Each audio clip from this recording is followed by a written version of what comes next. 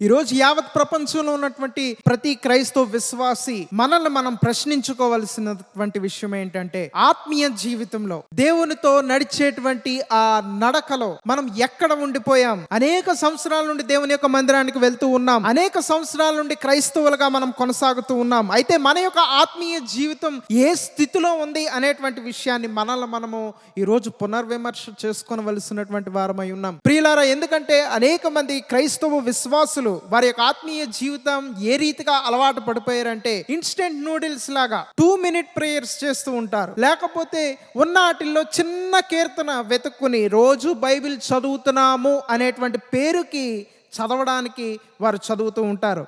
ప్రియులారా, జాగ్రత్త.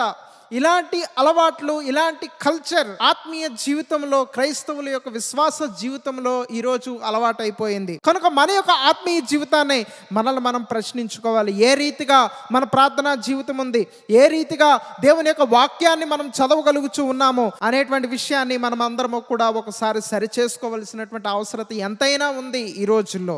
ఎందుకంటే ఒక చర్చిలో 3 విశ్వాసులు కూర్చుని మాట్లాడుకుంటూ ఉన్నారంట, ఆర్గ్యూ చేసుకుంటూ ఉన్నారు.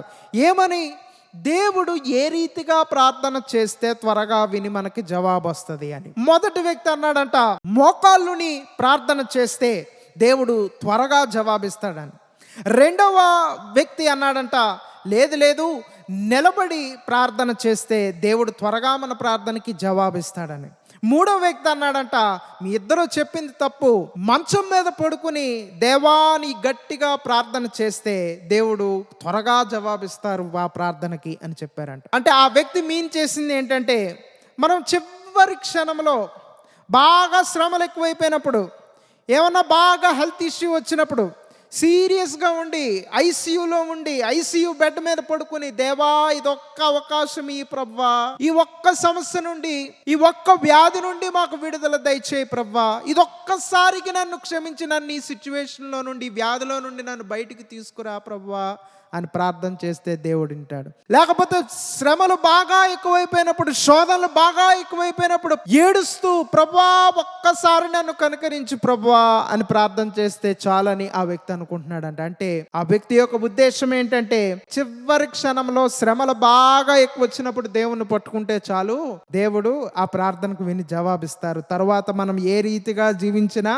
పర్వాలేదు అని ఆ యొక్క వ్యక్తి ఉద్దేశిస్తూ ఉన్నాడు. ప్రియులారా, మనలో కూడా అనేక మంది క్రైస్తవులు దేవునితో వారు రిలేషన్షిప్ మెయింటైన్ చేయరు, కానీ దేవుని ఒక రెస్క్యూ ఆపరేషన్ కొరకు వాడుతూ ఉంటారు.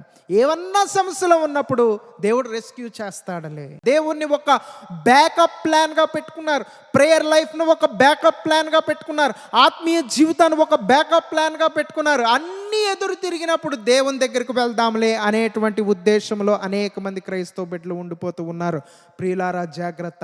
ఈరోజు మన యొక్క ఆత్మీయ జీవితాన్ని దేవుడు ఏ రీతిగా మార్చాలనుకుంటున్నారంటే, యెహోషువ గ్రంథము 3వ అధ్యాయము 4వ వచనాన్ని మనం చదివినట్లయితే, మీరు వెళ్ళు త్రోవ మీరెంతకు ముందుగా వెళ్ళినది కాదు, మీరు దానిని గుర్తుపట్టవలను. దేవుని పరిశుద్ధ నామమునకు మహిమ కలుగును గాక. తండ్రి అయినటువంటి యెహోవా ఈ మాటలను ఇశ్రాయేలు ప్రజలతో చెప్పుచున్నటువంటి విషయాన్ని మనం చూస్తాం. మీరు వెళ్ళబోయేటువంటి త్రోవ మీరెంతకు ముందుగా వెళ్ళినది కాదు.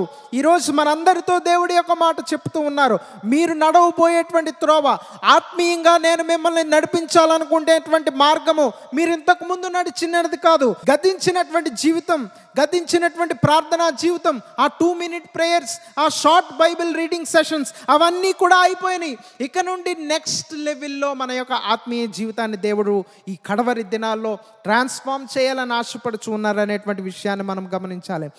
అక్కడ ఇశ్రాయేలీయుల యొక్క జీవితంలో కూడా మనం చూసినట్లయితే ఒక న్యూ సీజన్లోనికి దేవుడు అడుగు పెట్టించాలని ఆశపడుచు ఉన్నారు. ఒక న్యూ ఎక్స్పీరియన్స్ని దేవుడు వారి యొక్క జీవితంలో అనుగ్రహించాలని అనుకున్నారు. కనుక దేవుడు ఇశ్రాయేల్ ప్రజలందరినీ ఆ యొర్దాను నది యొద్దకు తీసుకుని వచ్చి ఆయన చేసినటువంటి పని ఏంటంటే, వారి యొక్క ఫెయిత్ని డెవలప్ చేసి, వారి యొక్క స్పిరిచువల్ లైఫ్ని ఇంకా డెప్త్లోనికి నడిపించాలని దేవుడు ఆశపడుచు ఉన్నారు. కనుక ఈరోజు మనందరి యొక్క జీవితంలో కూడా దేవుడు ఒక న్యూ సీజన్ని దేవుడు అనుగ్రహించాలని ఆశపడుచు ఉన్నారు. ఒక న్యూ ఎక్స్పీరియన్స్ని దేవుడు అనుగ్రహించాలని ఆశపడుచు ఉన్నారు.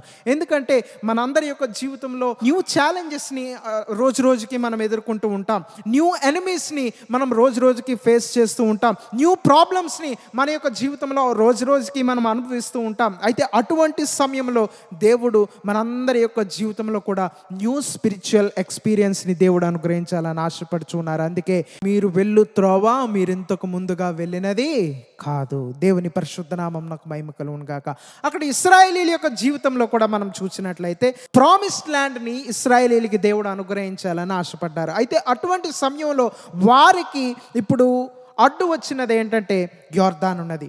యొర్దాను నదిని దాటి వారు ఆ యొక్క ప్రామిస్డ్ ల్యాండ్లోనికి అడుగు పెట్టాలి. అయితే ఏ రీతిగా దాటాలి, ఏ రీతిగా వారి యొక్క జీవితంలో ఆ ప్రామిస్డ్ ల్యాండ్ పొందుకోవాలని ఆలోచిస్తున్నటువంటి సమయంలో దేవుడు చెప్పినటువంటి రీతిగానే ఆ మందసము మోయు యాజకులు ఎప్పుడైతే యొర్దాను నదిలోనికి ప్రవేశించారో వెంటనే యొర్దాను నది యొక్క ప్రవాహము నిలిచిపోయినటువంటి స్థితిని మనం చూస్తాం. జూయిష్ హిస్టరీ తెలియపరుస్తూ ఉంది. ఆ కాలం యొర్దాను నదికి ఫ్లడ్స్ వచ్చేటువంటి కాలం, వరదలతో పొంగి ప్రవహించేటువంటి ఆ యొక్క కాలంగా, ఆ యొక్క సీజన్గా మనం చూడగలం. అయితే అటువంటి సమయంలో ప్రజలందరూ భయపడుతూ ఉన్నారు. ఏ రీతిగా ఈ యొక్క యొర్దాను నదిని దాటాలి, ఏ రీతిగా ఈ యొక్క వాటర్స్ని మేము ఓవర్కమ్ చేయాలని దేవుడు అంటున్నాడు.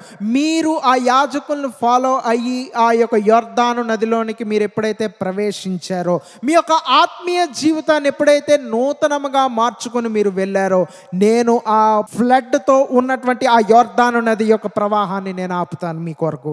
దేవుని పరిశుద్ధ నామం నాకు మహిమ కలుగును గాక. అయితే అక్కడ మనం చూసినట్లయితే జూయిష్ హిస్టోరియన్స్ కొంతమంది తెలియపరుస్తూ ఉన్నారు, వాటర్స్ స్టాక్డ్ అప్ అని వ్రాసారు. అంటే దేవుడు యొర్దాను నది యొక్క ప్రవాహాన్ని ఆపారు. ఇప్పుడు మనకి అనేకమైనటువంటి నదులు ఉన్నాయి. గోదావరి నది అని, కృష్ణా నది అని అనేకమైనటువంటి నదులు ఉన్నాయి. ఆ నదులను, దాని యొక్క ప్రవాహాన్ని, ఆ ఫ్లోని ఆపాలంటే ఏం చేస్తున్నాం చెప్పండి? ఇప్పుడు మనం ఒక డ్యామ్ కడుతూ ఉన్నాం. ఎప్పుడైతే ఆ డ్యామ్ని మన యొక్క గవర్నమెంట్ ఎప్పుడైతే నిర్మించిందో ఆ యొక్క నది ప్రవాహాన్ని మనం ఆపగలుగుతూ ఉన్నాం. మరి యొర్దాను నది ప్రవహించుచున్నటువంటి నది, వరదలతో ఉన్నటువంటి ఈ యొక్క నది, దేవుడు ఏ రీతిగా ప్రవాహాన్ని ఆపారంటే అక్కడ జూయిష్ హిస్టోరియన్స్ కొంతమంది తెలియపరిచారు జూయిష్ హిస్టరీలో, వాటర్స్ స్టాక్డ్ అప్ అంటే దేవుడు ఒక ఇన్విజిబుల్ సూపర్ న్యాచురల్ డ్యామ్ని ఆయన యొక్క ప్రజల కొరకు ఆయన అక్కడ నిర్మించినటువంటి స్థితిని మనం చూస్తాం. ఆ యొక్క యొర్దాను నది యొక్క ప్రవాహాన్ని దేవుడు ఆపివేసినటువంటి స్థితిని మనం చూస్తాం. సాధారణంగా ఒక డ్యామ్ నిర్మించాలంటే అనేకమైనటువంటి సంవత్సరాలు నిర్మిస్తూ ఉంటాం మానవ రీతిగా. అయితే దేవుడు ఒక్క క్షణములో ఎప్పుడైతే యాజకులు ఆ యొక్క యొర్దాను నదిలో అడుగు పెట్టారో వెంటనే దేవుడు ఆ యొక్క ప్రవాహాన్ని ఆపివేసినటువంటి స్థితిని మనం చూస్తాం.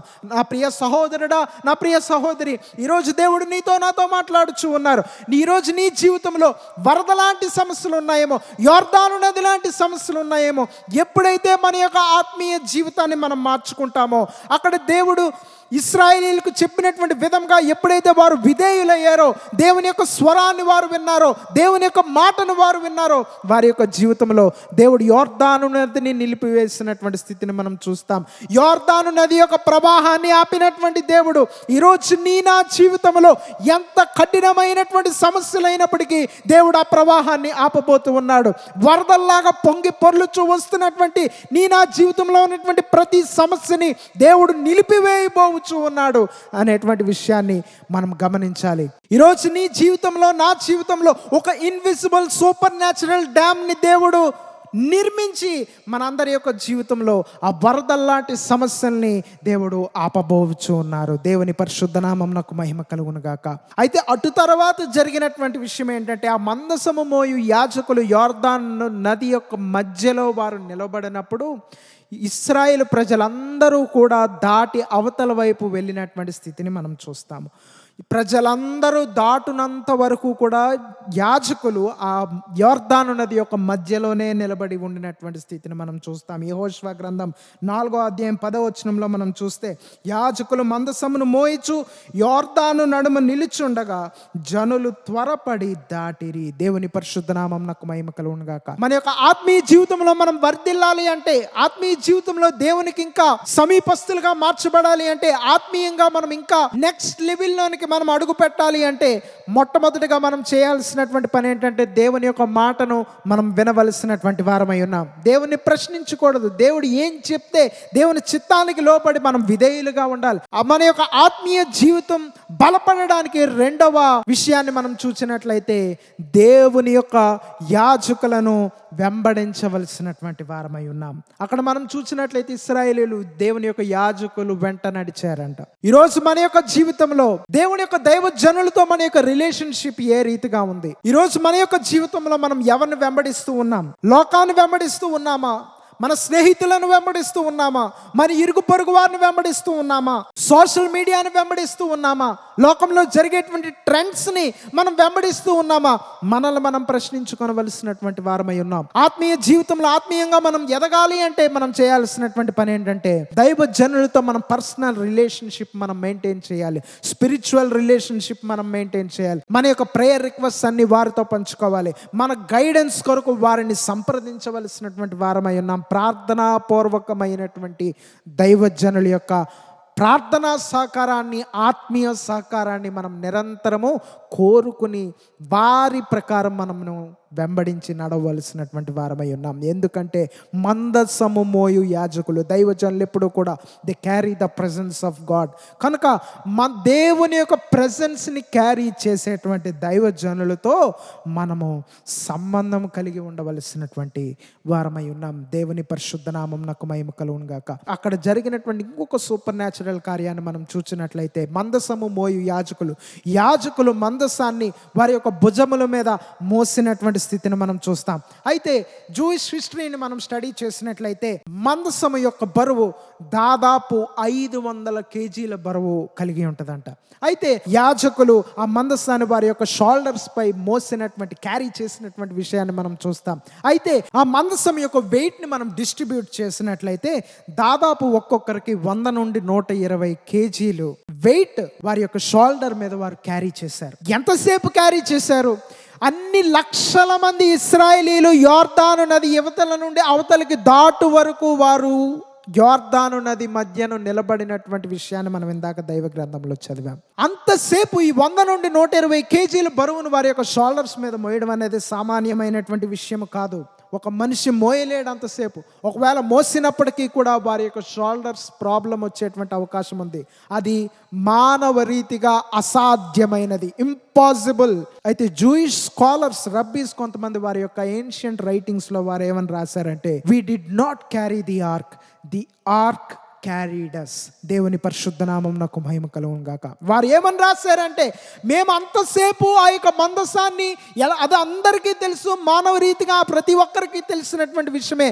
అంత బరువు ఉన్నటువంటి ఆ యొక్క మందసాన్ని ఏ మనిషి అంతసేపు మోయలేడు. కానీ ఆ మందసాన్ని మేము మోయలేదు, కానీ ఆ మందసమే మమ్మను మోసింది. అంటే దేవుని యొక్క ప్రెజెన్స్, దేవుని యొక్క నిబంధన మందసం, దేవుని యొక్క సన్నిధితో నింపబడినటువంటి, దేవుని యొక్క ప్రెజెన్స్తో నింపబడినటువంటి ఆ మందసాన్ని మేము మోయలేదు, కానీ ఆ మందసమే, దేవుని యొక్క ప్రెజెన్సే మమ్మను మోసిందని వారు రాశారు. దేవుని పరిశుద్ధ నామం నాకు మహిమ కలుగును గాక. కనుక ప్రియులారా, ఈరోజు మనందరి యొక్క జీవితంలో కూడా అనేకమైనటువంటి కష్టాలు రావచ్చు, వేదనలు రావచ్చు. దేవుని యొక్క ప్రెజెన్స్ నీతో ఉంటే, దేవుని యొక్క సన్నిధి నీకు తోడుగా ఉంటే, ఆ సన్నిధే నిన్ను మోస్తుంది. దేవుని యొక్క ప్రెజెన్సే నిన్ను మోస్తుంది. God's presence will carry you in your troubles. God's presence will carry you in your sickness. God's presence will carry you in your burdens. దేవుని పరిశుద్ధ నామం నాకు మహిమ కలుగును గాక.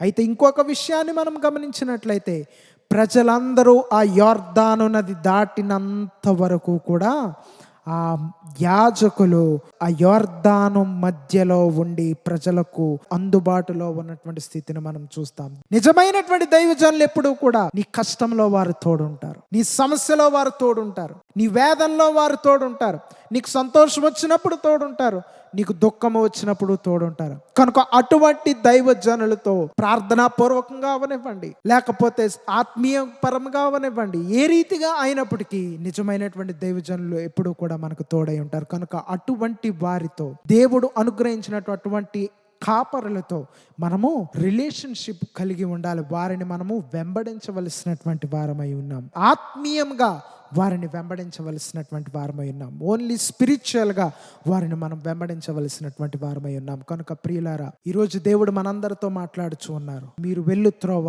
మీరు ఇంతకు ముందు వెళ్ళినది కాదు. గతంలో అంతా బాగానే జీవించానండి, సడన్గా కష్టాలండి, సడన్గా వేదనలండి, సడన్గా శోధనలండి, నా యొక్క జీవితంలో ఏం జరుగుతుందో అర్థం కావట్లేదండి అని నువ్వు అనుకుంటున్నావా?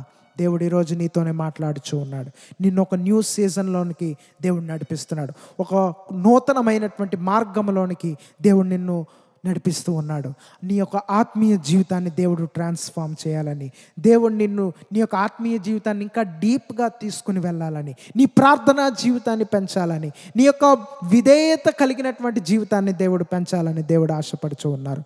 కనుక ఇశ్రాయేలీయులు మనం చూసాం. ఎప్పుడైతే వారు మొట్టమొదటిగా దేవుని యొక్క మాట విన్నారు, రెండవదిగా మందసము మోయు యాజకులు, దేవుని యొక్క సన్నిధి కలిగినటువంటి, దేవుని యొక్క ప్రజెన్స్ని క్యారీ చేసేటువంటి యాజకుల్ని వారు వెంబడించారు.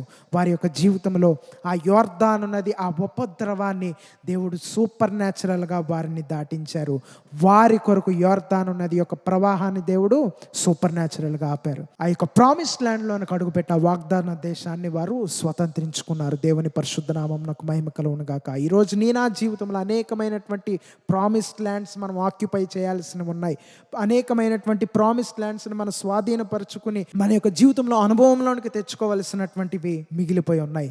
ఈరోజు నా జీవితాన్ని మనం న్యూ సీజన్ కొరకు, మనం న్యూ ఎక్స్పీరియన్స్ కొరకు, న్యూ ఫెయిత్తో ఎప్పుడైతే మన యొక్క కష్టాలను మనం ఎదుర్కొంటామో, నీ జీవితంలో పొంగి పొర్లేటువంటి ఆ యోర్దాను నదుల్ని దేవుడు, ఆ ప్రవాహాల్ని దేవుడు నిలపబోతూ ఉన్నాడు. నీ యొక్క జీవితంలో ఆ ఫ్లడ్స్ లాంటి సమస్యలను, వరదల లాంటి సమస్యలను దేవుడు ఈరోజు నిలిపివేయబోతూ ఉన్నాడు నా కొరకు. ఎప్పుడైతే మనం దేవుని యొక్క సేవకులతో మనము సంబంధం కలిగి ఉన్నామో, ఆత్మీయ జీవితంలో దేవుడు మనల్ని వారి ద్వారా బలపరిచి మన యొక్క జీవితంలో ఉన్నటువంటి ప్రతి కష్టం నుండి కూడా దేవుడు బయటకు తేవాలని ఆశపడుచు ఉన్నారు. అటువంటి ధన్యకరమైనటువంటి జీవితం ఆ పరిశుద్ధాత్మ దేవుడు మనందరికీ అనుగ్రహించును గాక. ఆమేన్, ఆమేన్, ఆమేన్.